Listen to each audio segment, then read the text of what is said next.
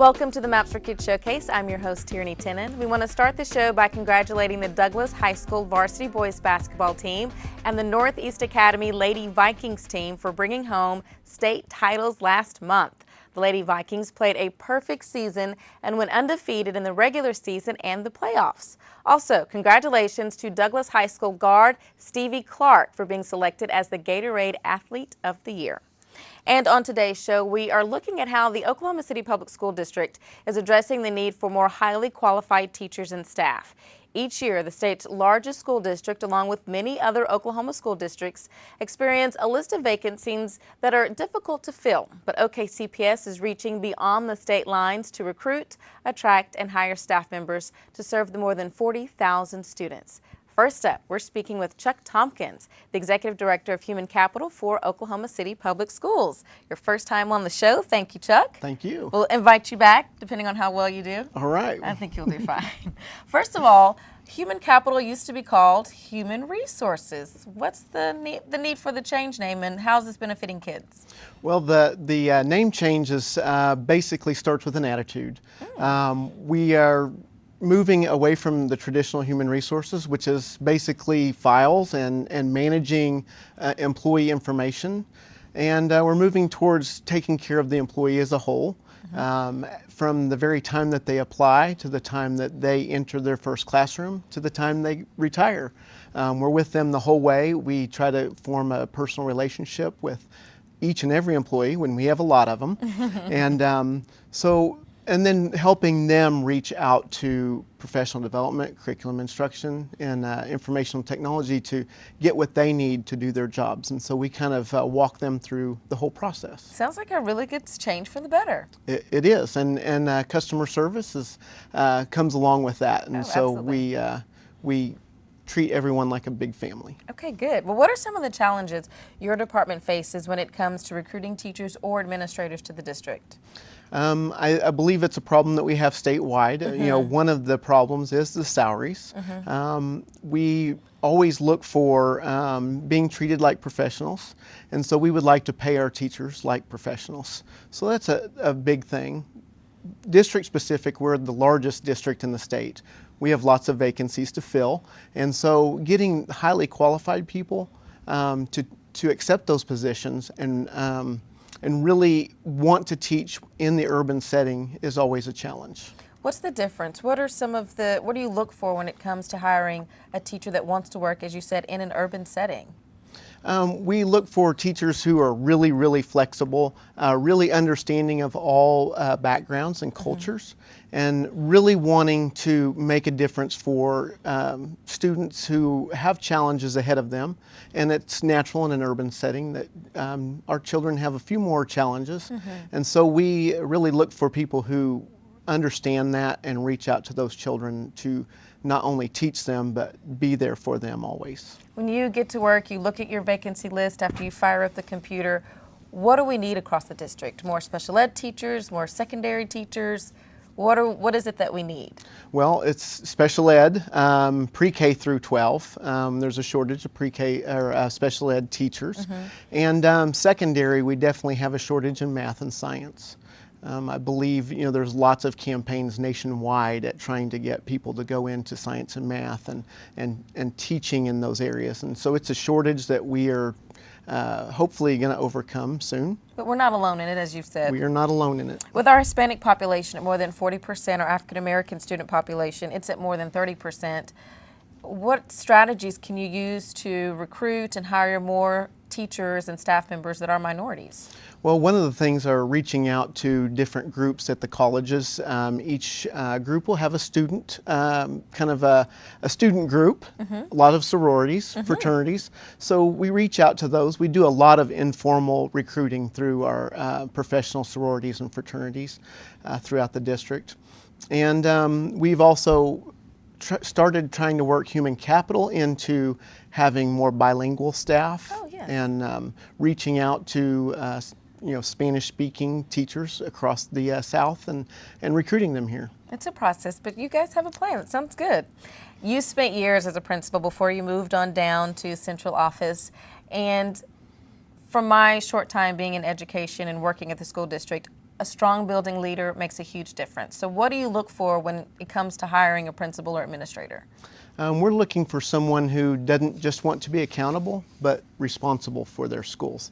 We want someone who is a curriculum leader, instructional leader in the building. The days of just being a good manager of people are gone. You really have to be an instructional leader.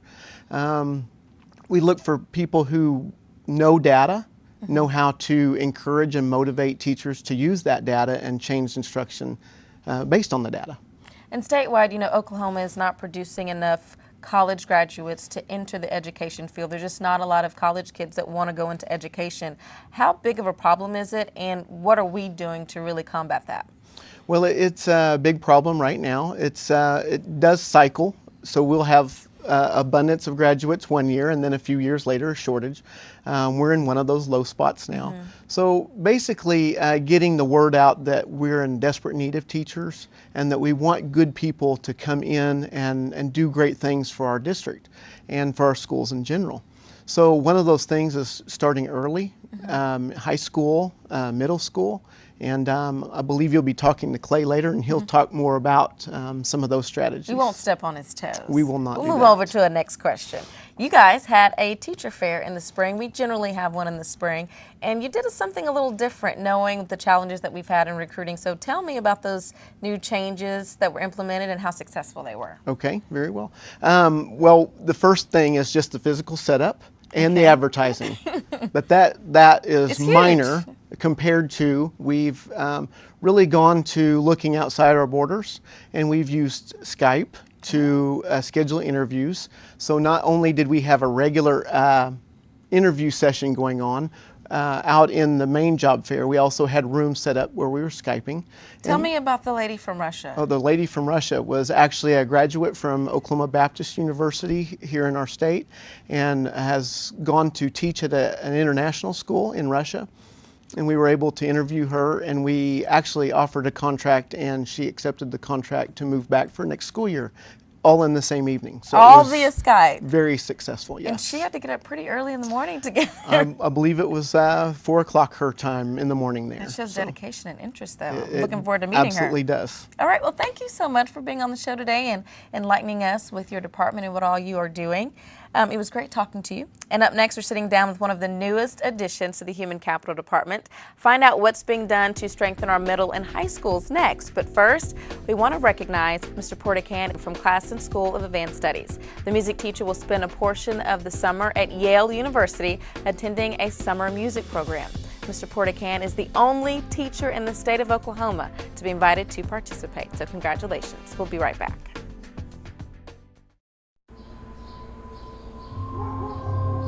It's not his new group of friends. It's not the video games. It's not the neighborhood. Mom, do I have to go to school today? The biggest threat to your child's future could be you. Every day they miss, even in middle school, puts their graduation at risk.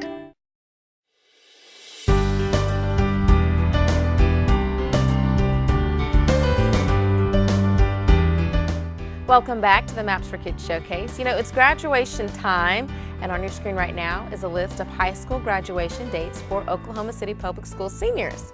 Congratulations on all your hard work, and good luck with your post-high school plans. As we think about graduation, it really brings to mind how many teachers impact your life during your educational career. And on today's show, we are looking at how the Oklahoma City Public School District is working to address the teaching shortage and further improve the quality of teachers in our classrooms. And joining us on the showcase today, we're so excited, is Clay Vineyard, Secondary Education Team Leader for Oklahoma City Public Schools. Thank you so much for being on the showcase today. Thank you for having me. You're one of the newest additions to the Human Capital Department. So tell us some of your goals and responsibilities in this position. Okay. First off, our goal in Human Capital is to have 0 vacancies for next school year. My responsibilities, I work with the secondary principals in all their hiring and staffing needs. We train principals in SearchSoft, which is our software program that we use to in all of our staffing. I also train in SAP, which is the Oklahoma City database that has all employee information in it. So, you're a veteran educator, I know. How has the teaching profession changed in the past couple of years in regards to the expectations from the community, the workload on the teachers, and you've been in it, so tell us how it's changed. I think the workload's always been a lot, and you know, the average citizen, I don't think, knows how much work people put into teaching. People think we go in at 7:30 and leave at 2:30, but you know, we have to plan for classes the next day. You know, we have to grade papers when we go home. We have to adjust our lesson plans based on you know, needs we see in our children's classroom. A little bit of changes in the workload.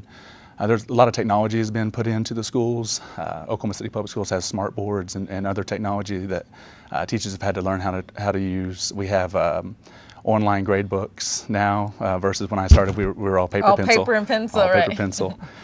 So you know, there's been a lot of changes in regard to how the job's performed, but you know, overall workload is about the same.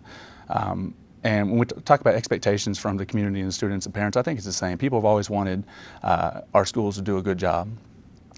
Parents have always wanted their kids to have a good education, and that's what we live to provide in Oklahoma City. And something else that hasn't changed, the teachers still love the kids, and it's still Yes. a valued position. And you're one Definitely. of the district employees who's been able to travel to several states to help us recruit teachers here to come here to Oklahoma. So tell us about those trips and what you guys are looking for. Okay. The district has an initiative because we are lacking in several areas. I think Chuck alluded to last time, earlier about we are short on special ed teachers, early childhood teachers, math teachers, and science teachers. And so Dr. Terry Bell, who's our Director of Student Services, went and did a lot of research and looked at where there are abundances of these teachers and they're needing work. We also looked in areas in which they had their pay was 5% more or less, so that we'd have, you know, something to attract them to Oklahoma. So I just got back from Greeley, Colorado last week. Hadn't been there before, had you? I had not been. It was quite an experience. Good. But we met with kids from all around the United States. I say kids, young adults. And we actually hired several at the job fair, and we have a lot of leads to get some highly qualified, great teachers to our state. You all are doing some great things. Any other methods you all are using to help us find, recruit, and attract teachers to our school district? Well, I think beyond the ordinary job fairs that we normally go to, Chuck alluded to earlier that we are Skyping, and I'm making sure that a lot of our principals are getting the necessary training to know how to Skype, and we're offering that to people that are maybe not from our area but live in other parts of Oklahoma that are be a long drive to come interview in other states. So you know, that's one thing we're doing. Another thing we're doing is we have a partnership with the University of Central Oklahoma and also the University of Oklahoma called the Urban Teacher Prep Academy. Yes. And we have, for next year, we have 9 people going to be in it. And these kids have signed up to teach in urban schools. And so they come to Oklahoma City, they do half a year student teaching just like they normally would, and then we actually hire them to be teaching assistants. And so far, of the people that I think we've hired all but one to stay on as teachers in Oklahoma City. Probably the last thing we're working on, we just now started, this is a new initiative. We're calling it Oklahoma City Public Schools TAP program, Teacher Apprentice Program. And we're actually looking on our south side to recruit kids from our schools that want to be teachers. And we're going to find a way to fund them scholarships all the way through college and employ them while they're in college in the hopes that they come back to us to be teachers. I think it's really important that our teachers do have a sense of belonging and understand our kids in classrooms. I think that students from our city would probably be the best people, you know, to do that for our kids. You did a great job, Clay. And if no one has told you and the rest of your department that you all do an amazing job in making sure we have qualified, loving, caring teachers standing in front of each and every classroom in our school. So I really appreciate it. And I'm sure I speak on behalf of the entire city. So thank you so much for what you're doing. Thank you. Up next, we're looking at another area where we need employees, another area that's hanging out the now hiring sign. But first, let's take a look at this. Some awesome photos from Science Night at Rancho Village Elementary School. Nearly 150 students from the school along with their parents attended the inaugural event. The purpose was to plant a love for science by participating in fun and creative science projects. And it looks pretty fun right there. We'll be right back. Don't look at me. Your hair's a bit frizzy today. Aww. You should pick that up. Oh, you're such a dork, loser. Here, let me help you with that. Oops. Every day, kids witness bullying. Oh, look, your crush is looking at you. Or you. They want to help, but don't know how. See, no one here's gonna help you, because no one Teach your likes kids you. how to be more than a bystander. Visit stopbullying.gov. Welcome back. Across the state of Oklahoma, students are testing. Yes, it's time for students to show their proficiency in several areas of study. Many OKCPS sites have created ways to keep students motivated with decorations, parades, dress-up days, and assemblies. So, good luck to all the students and staff this month. We definitely believe in you. And next up, we're talking about one of the most important district staff members a student will meet. They are often the first and last people to see your child each and every day. We're talking about our trusted school bus drivers. Joining us now is Scott Lane, Transportation Director for the Oklahoma City Public School District. Thank you for being on the show today. Thank you for having me. Well, first up, give us an overview of the transportation department. How many kids are we transporting? How many do we have in our fleet? Roughly, we transport about 10,000 students a day, and we use about 150 buses a day to transport them, though we have about 220 buses altogether. Wow, that's a pretty good fleet. And now for many kids, these employees are more than just bus drivers. What are some of the roles that these bus drivers play for our kids? Well, unfortunately, sometimes referee is a pretty big role. Of course, their most important role is provide safe and timely transportation to and from school and other activities that go on.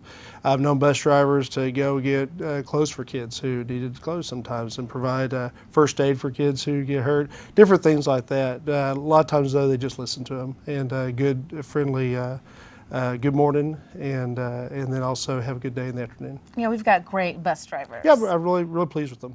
Lay out a typical day for our bus drivers. Okay, usually between 5:30 and 6:30, depending on what time they're first. In the morning. In the morning, yes. In the morning. In the morning. And then they, most of them will have 3 schools, 2 to 3 schools that they serve for the regular route, and they'll come in between 9 and 9:30. The afternoon shift then is 1:30 reporting, and then they do everything all over again in the afternoon, taking them home and get in between 4 and 4:30. But there's a lot of activity that goes on between 9:30 and 1:30 with all the different activities we have going on in the district. Yeah, like field trips, so they're not just hanging out. Right. Now every driver does at least 6 hours a day, but most of them do more than that. What are some of the difficulties we face as a district when it comes to recruiting and hiring bus drivers, and what does our vacancy list look like right now? Well, right now we need about 9 more drivers to fill every spot that we have open. And just recruiting, there in the metro area, there's several other districts and we compete with them. And that's really what it comes down to. It's just the competition. So finding enough people that we can train that are qualified is the biggest problem we have, to just constantly have that going on and retaining those people. I know earlier you said a bus driver can be a friend, sometimes a referee. Right. What are some of the other challenges that a bus driver deals with on a day-to-day basis on their job? Well, of course, weather conditions in Oklahoma are always fun to deal with, and that's always just the traffic and being sure that they are doing the best they can do to be the safe as possible out there. Most important thing is being safe, and then just being sure that they are at the exact right stop all the time. If they're substituting a route, being sure they're there on time is extremely important. And so there's all kinds of things that come up, but being sure that they're just focusing on the job all the time and keeping their head in the game on what their main job is all the time. Well, on my way here, I had a problem parallel parking. So let's just say I wanted to be a bus driver, but I don't because I can barely parallel park. Okay. What are some of the requirements that you would have to become a bus driver, and then the training that goes with it? Well, typically we don't parallel park buses, so that's a good thing. Maybe I would be okay. Yeah, maybe. First of all, have a valid driver's license is important, and even if you just have a Class D, we'll train you for the Class B CDL that's required. Then we also have to do a school bus and passenger endorsement. We're one of the few school districts in the metro area that, as a matter of fact, we may be the only one that I know of that pays the drivers for training them. Woo-hoo. So that's a big plus, and so that training takes 6 to 9 weeks to go through. But they need to enjoy being around kids. That's important. Yeah. And you could drive a truck or something like that, but what we say is these boxes talk back. And they, so you have to understand that this is. You are transporting people, and you're transporting other people's children. So very important to remember that. Safe driving record, no more than 2 points on their motor vehicle record, be in good health, and no felonies on their background check.